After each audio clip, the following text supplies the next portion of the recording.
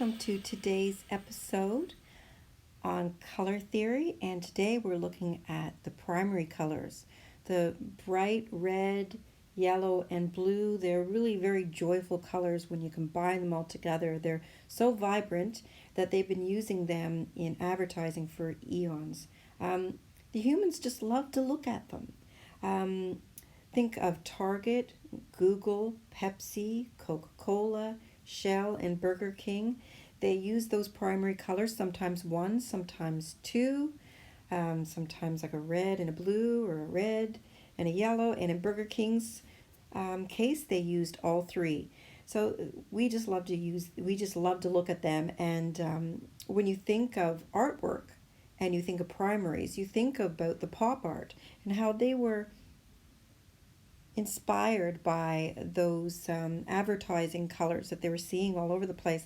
And they kept them fresh. They didn't blend those colors together. They left them separate on their own with big black outlines around them. So today that is your challenge, to create your own pop art style with primary colors. Let's get started. For inspiration, you don't have to go too far and you don't have to do anything too complicated. Something simple like a still life of things around your house. You can do something, a face like Roy Lichtenstein.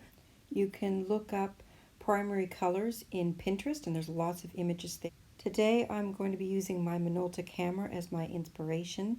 I will be using the crimson, the phthalo blue, and the yellow. And I'll be working on an artboard, a watercolor artboard by Canson. The reason I'm using the watercolor board is that it's very absorbent and it will suck up my paint. I'm using acrylics today. That way I get a nice flat color because I wanted to have that bold, flat color that you used to have in advertising and in pop art. You can use your oils as well. Sometimes if you work on paper, sometimes the oil content will bleed onto the paper. But I'm going to draw it all out first. And there will be more about the red that I've used at the end, so have a look at this whole video first before you begin. Okay, I finished my drawing. It took me a lot longer than I thought it would, and I think it's because I was trying to get too many details. So I ended up erasing all the details because I want it to be simple and I want it to be bold, and the more details I put in, the more it's going to take away from that simple boldness. So I did a lot of erasing, and then I want to, right before I finish, before I start painting, because I've got yellow, and I don't want my yellow to mix up with my pencil, because sometimes it does, right? So I'm just going to get rid of all of the unnecessary lines that I don't need. And then instead of using my hand to wipe it away, which will smudge all the pencil, I'm going to use a very clean brush. Just wipe that off. So I want to have any areas where I'm going to paint yellow, I want them to be really, really clean. Don't want it mixing in with it. I don't want to get a black or a green. There you go. And just wipe it off like that. And then once I do that, then I'll start putting the paint in. I'll do that as a time lapse too.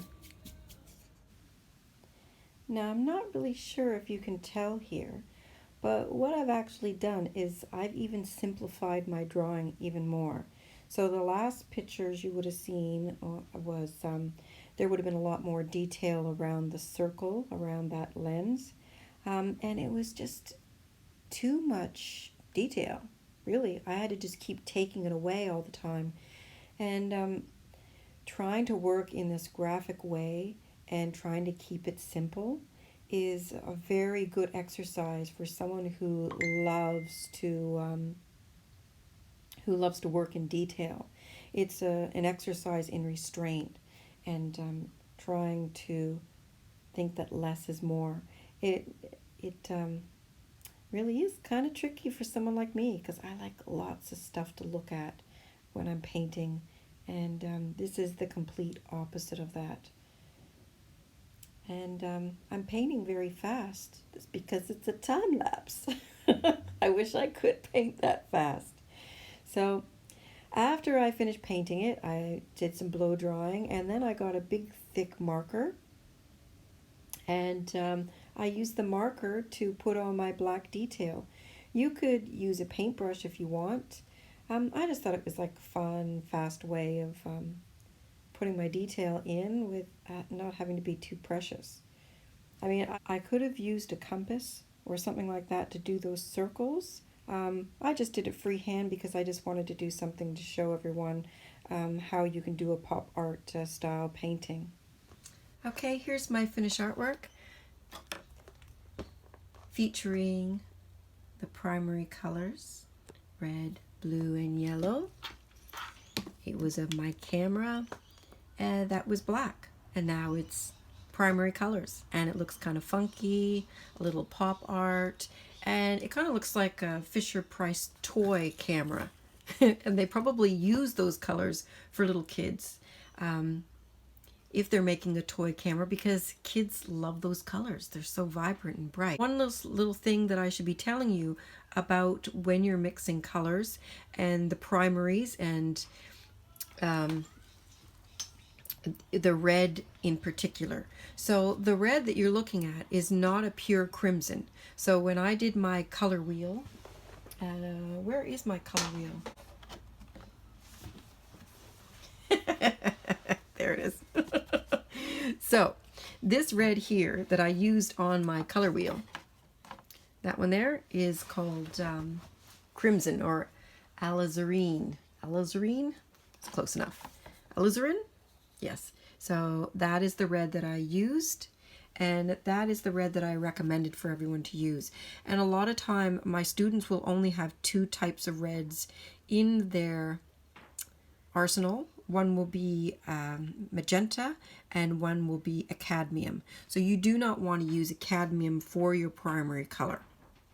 And so when I was explaining about this color wheel, I said maybe use a magenta for your red, which means that your color wheel would look different than this one.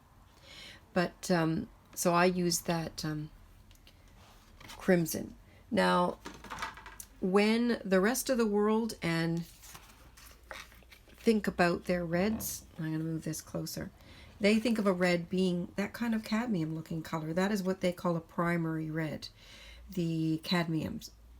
Now, when I did this red, I wanted to look a little bit more like what the rest of the world says a primary red is, and this color wheel says a primary red is. So I added a little bit of yellow to my crimson. Now, and the blue, which is the phthalo blue, I actually added a tint to that. Added a little bit of white because I didn't want it to be too dark. So I'm going to explain to you why I'd use the crimson for my color wheel and not the cadmium.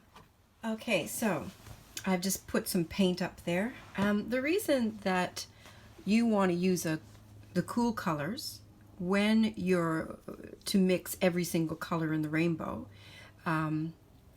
is because with the cool colors, with the cool red, I can always warm that up. I can always put a little bit of yellow into that red to get a cadmium color, cadmium red. So let's just move some of that over here. And then I'm getting that cadmium color. So maybe I better just zoom this up a little bit. Okay, but I can warm up that red and get a cadmium sort of flavor, but I can never turn that cadmium into a cool magenta or a cool crimson. It's just never going to happen. The same with the blue. With the phthalo blue, I can always add a little bit of red to make it look a little bit like an ultramarine, but I can never make an ultramarine cool like that phthalo.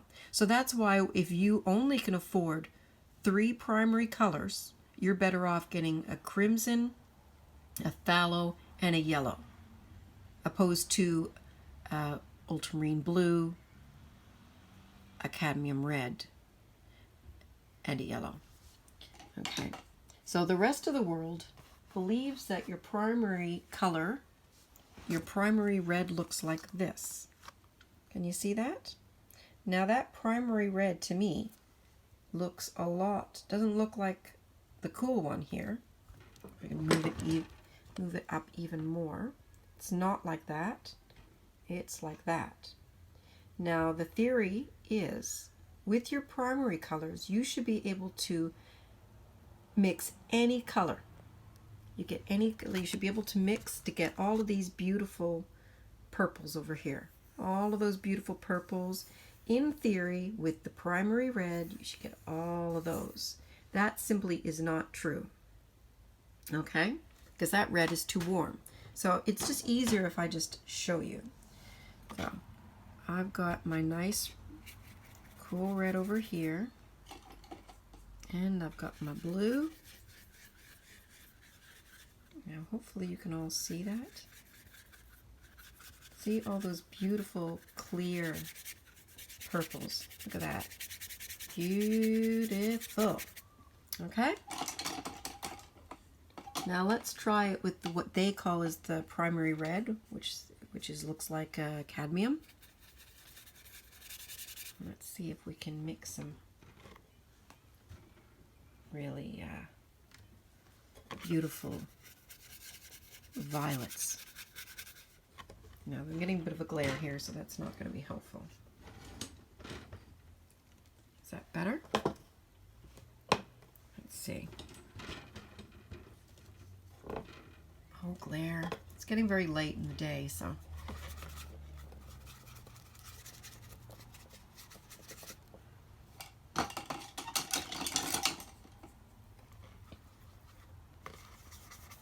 So when I mix those two together,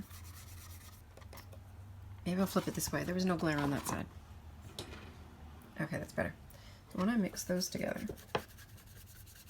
it's basically mud. Can you see that? Mud, mud, mud. Pretty mud, but mud just the same. So I'm going to add a little bit of, I'm going to add a tint to it. So a tint is a bit of white, just so you can see the colors again. Come on, get out of there. Get out. There we are. Okay, so add some white to some of these violet colors over here. Look at those pretty lilacs. All right. Let's try it over here with our cadmium red.